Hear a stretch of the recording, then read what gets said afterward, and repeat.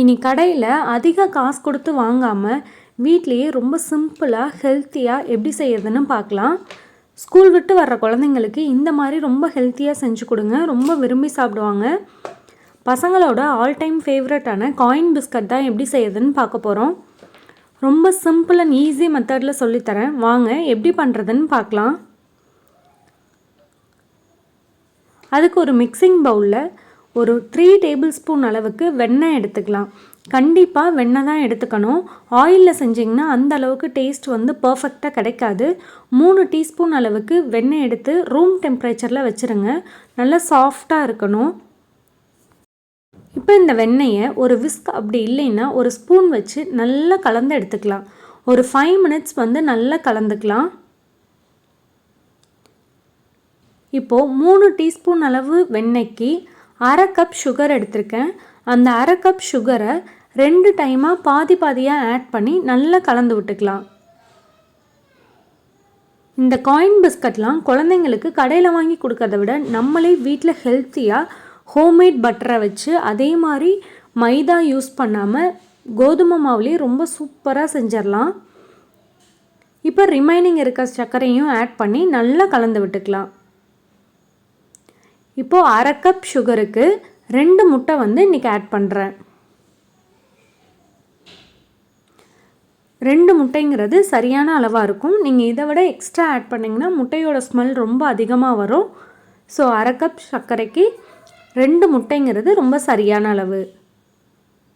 இப்போ இதையுமே நல்ல ஒரு விஸ்க் வச்சு நல்லா மிக்ஸ் பண்ணி எடுத்துக்கலாம்.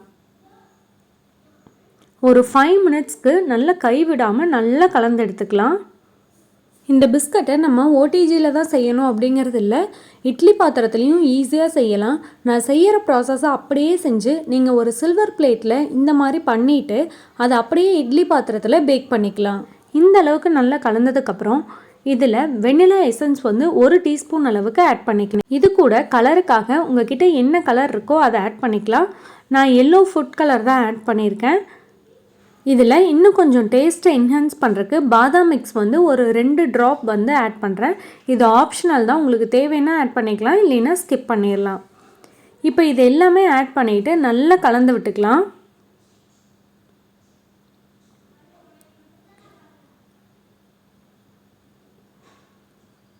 இப்போ இது ஒரு ஓரமாக வச்சுட்டு மாவு நல்லா சலிச்சு எடுத்துக்கலாம். 1/2 கப் சர்க்கரைக்கு 1 கப் அளவு கோதுமை மாவு, 1/4 டீஸ்பூன் அளவு பேக்கிங் பவுடர், இது மட்டும் சேர்த்துட்டு நல்லா சலிச்சு எடுத்துக்கலாம். கட்டி எதுவும் இல்லாமல் நல்லா சலிச்சுக்கலாம். இப்போ இந்த மாவை நல்லா கலந்து விட்டுட்டு 2 பேட்சாக ஆட் பண்ணி நல்லா மிக்ஸ் பண்ணிக்கலாம். ஃபஸ்ட் பேட்ச் ஆட் பண்ணி ஒரு ஒயர் விஸ்க் வச்சு நல்லா கலந்து விட்டுக்கலாம். கட்டி எதுவும் இல்லாமல் நல்லா கலந்து விட்டுக்கணும்.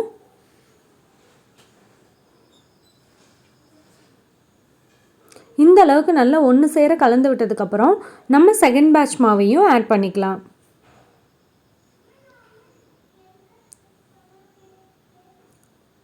உங்களுக்கு குவான்டிட்டி அதிகமாக இருந்தால் 3 பேட்சாக கூட பிரித்து மாவை சேர்த்துக்கோங்க. ஒட்டுமொத்தமாக சேர்த்துட்டிங்கன்னா கலந்து விடுறதுக்கு ரொம்ப கஷ்டமாக இருக்கும், ரொம்ப கட்டிப்படும். இது ரொம்ப ரொம்ப ஈஸியான ரெசிபி. கண்டிப்பாக எல்லாருனாலையும் ஈஸியாக செய்ய முடியும். பசங்களுக்கு ஸ்கூலுக்கு ஸ்நாக்ஸ் கொடுக்கறது கூட இந்த மாதிரி பிஸ்கட்ஸ் ரெடி பண்ணி நீங்கள் கொடுத்து விடலாம். வீட்லேயே செய்கிறனால ரொம்ப ஹெல்த்தியான ஒன்று தான். இப்போ இந்த அளவுக்கு நல்லா கலந்து விட்டுட்டு ஒரு ஸ்பேட்ச்ல வச்சு நல்லா சுற்றி வர நல்லா கலந்து விட்டுக்கலாம். ஸ்பேட்ச்ல வச்சு நல்லா ஜென்டலாக கலந்து விட்டுக்கலாம்.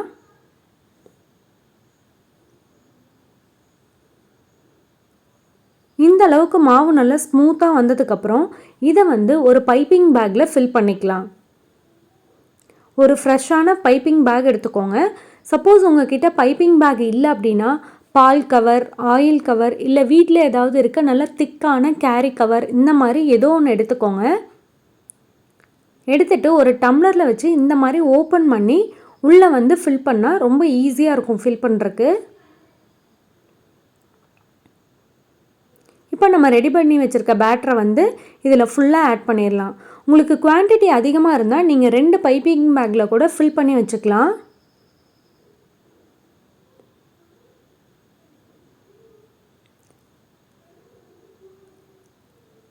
இந்த மாதிரி கவரில் போட்டு ஃபில் பண்ணி சின்ன சின்ன ட்ராப்பாக வைக்கிறது தான் இருக்கிறதுலே ஈஸியான மெத்தட்.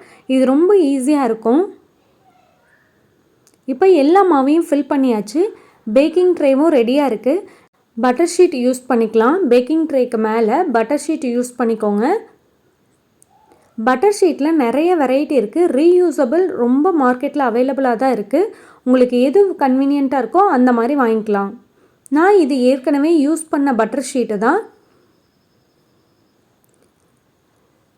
இப்போது 2 ட்ரேயில் வந்து ஃபுல்லாக ஃபில் பண்ணியாச்சு. இப்போ ஓடிஜியை 170 டிகிரி செல்சியஸில் 10 மினிட்ஸ் வந்து ப்ரீஹீட் பண்ணிக்கலாம். ப்ரீஹீட் பண்ண ஓடிஜியில் 180 டிகிரி செல்சியஸில் 20 மினிட்ஸ் வந்து வச்சு எடுத்துக்கலாம். சூப்பராக பேக்காகி வந்துருச்சு. செம்ம கிறிஸ்பியாக இருந்தது. டேஸ்ட்டுமே நம்ம பாதாம் மிக்ஸ், வெனிலா எசன்ஸ் இதெல்லாம் ஆட் பண்ணனால டேஸ்ட்டு ரொம்ப சூப்பராக இருந்தது. எந்த அளவுக்கு நல்ல கிறிஸ்பியாக வந்திருந்ததுன்னு பாருங்கள். ஷீட்டில் எதுவும் ஒட்டாமல் சூப்பராக பேக்காகி வந்திருக்கு.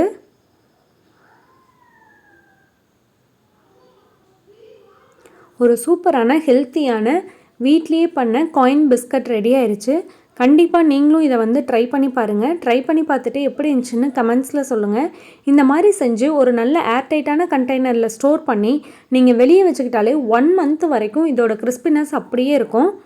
இன்னொரு இன்ட்ரெஸ்டிங்கான வீடியோவில் மீட் பண்ணலாம். பாய்.